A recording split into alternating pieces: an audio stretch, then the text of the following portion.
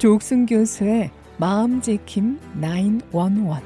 무엇이든 물어보세요.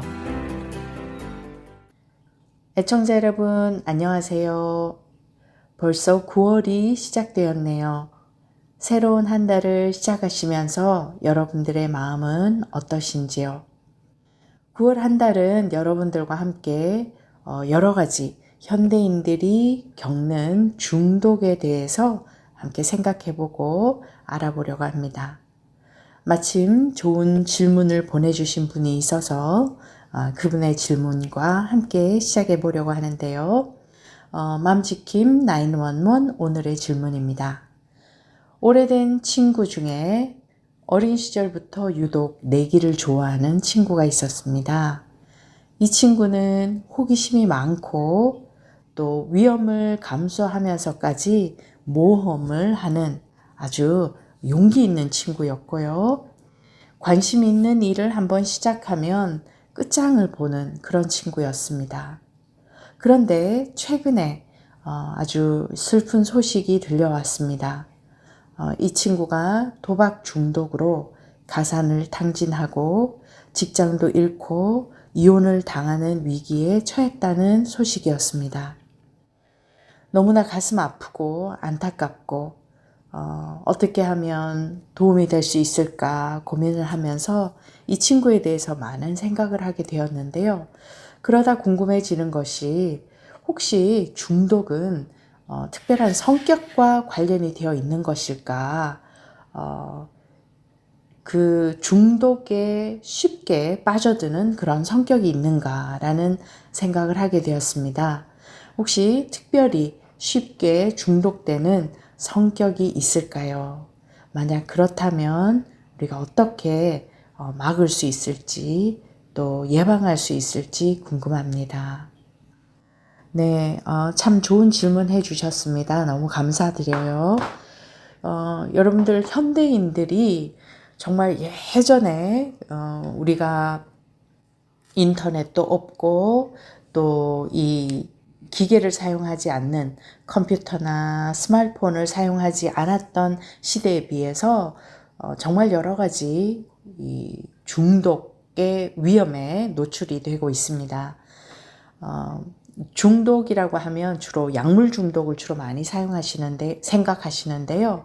약물 중독 외에도 알코올 중독, 또 니코틴, 그 외에도 또 처방된 약들도 함께 이 중독성이 있거든요. 그래서 이 주로 약물, 마약성, 환각적인 그런 약물만 생각하는데 이 중독적인 행동 때문에 여러 가지 고통을 당하는 분들도 많아요. 지금 이 질문에서 주신 도박 중독이 그 예 중에 하나고요.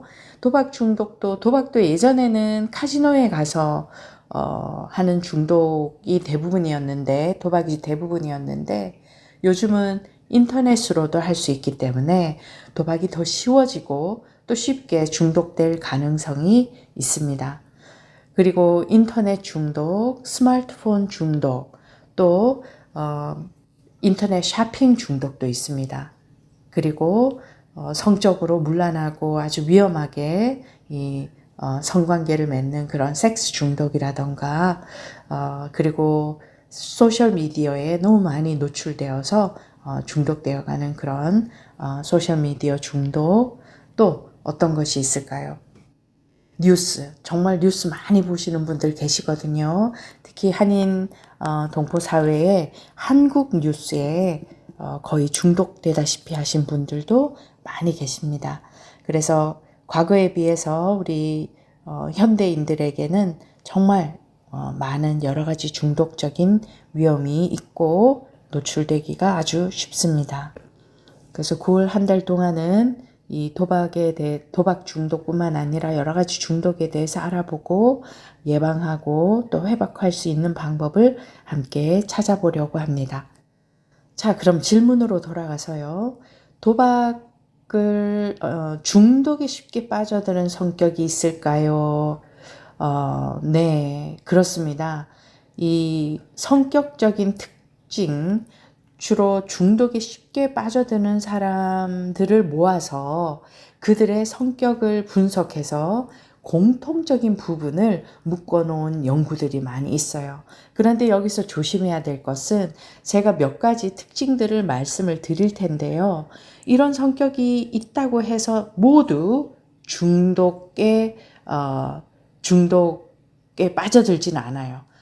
그 가능성이 있다는 것이고 조심해야 된다는 것이죠. 예를 들면 질문에서 말씀해 주신 것처럼 모험성이 강하고 그리고 뭔가 막 스릴 넘치는 것을 찾는 분들이 계세요. 그런 성격이라던가 그리고 집중을 잘 못하시는 분들, ADD나 ADHD가 있는 분들이 자기가 좋아하는 부분에 한번 빠져들기 시작하면 걷잡을 수가 없어요. 그래서 이런 ADD나 ADHD 성향이 있으신 분들, 또 거짓말을 잘하는, 뭔가 비밀이 많고 거짓말을 쉽게 하고도 막 불편해하지 않고 쉽게 거짓말을 하거나 뭔가 이렇게 비밀스러운 일을 하는 그런 성격들, 그리고 또 즉각적인 어떤 충동, 즉각적인 쾌락을 찾는 그런 성격과 또 이들이 공통적으로 나타내는 성격들 중에는 이 자기의 책임을 다하지 못하고 또 자기 자신을 셀프 디스플레인이라 그러죠. 자신을 잘 관리하고 또 통제하는 그런 능력이 조금 부족한 그런 모습도 보이고요. 그리고 위험한 행동을 자처하는 risk taking behavior이라고 그러죠. 그래서 분명히 위험할 것 같은데 그런데도 그런 행동을 하면서 즐기는 그런 성향들이 있고요. 어린 시절을 분석을 해보면 이분들이 대부분 어린 시절 그 심리적 외상, childhood 트라우마가 있으신 분들이 많고요. 그리고 약물이나 주력이나 알코올에 노출되는 그런 경우도 많았고요. 그리고 가족력을 보니까 가족 중에 뭐 어떤 형태의 중독이든지 중독이 있었던 그런 경우가 많습니다. 말씀드린 대로 충동성이 있고요. 그리고 좀 불안하고 우울한 어떤 그 정신적으로 좀 안정되지 못한 그런 성향들도 보였고, 또 뇌과학적으로는 이 신경적으로 굉장히 예민한 그 자극에 너무 예민하게 반응하는 그런 성향이 있고요. 그리고 좀 강박적이고 충동적인 그런 행동들도 이 공통적인 특징 중에 하나였습니다. 보시면 공통적으로 보이는 게 뭡니까? 뭔가 이 충분히 생각하고 심사숙고하고 안전한 것을 선택하는 것이 아니라 즉각적이고 충동적이고 위험을 감수하고 그리고 자기 통제가 어려운 이런 성향들이죠. 그래서 이러한 성격 자체가 병으로 진단이 되는 건 아닙니다.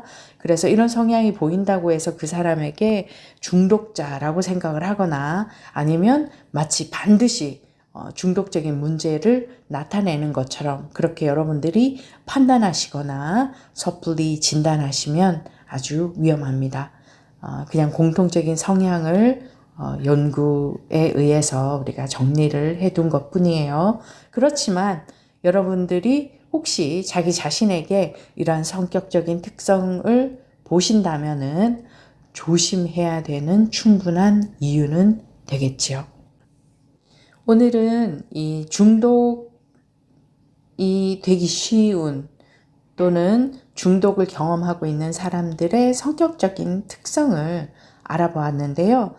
다음 주는 실제로 중독되었다면 어떤 증상들이 있는가에 대해서 알아보려고 합니다. 그러면 여러분들이 이게 성격적인 특성과 실제로 중독된 사람의 증상과는 다르다는 것을 알게 되실 겁니다. 그래서 여러분 다음 주 화요일 10시에 또 또 뵙도록 하겠습니다. 오늘도 기쁘고 감사한 하루 되십시오. 지금까지 조옥순이었습니다. 감사합니다.